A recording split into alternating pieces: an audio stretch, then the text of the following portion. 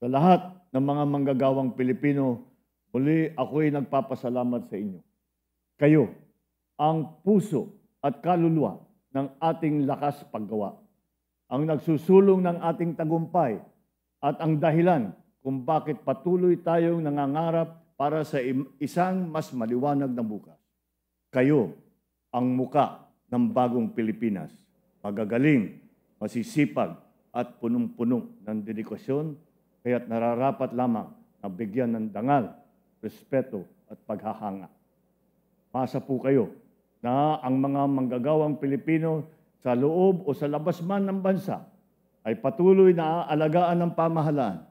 Ang kanilang mga karapatan at kapakanan ay tiyak at tunay na tinututukan ng kinauukulan.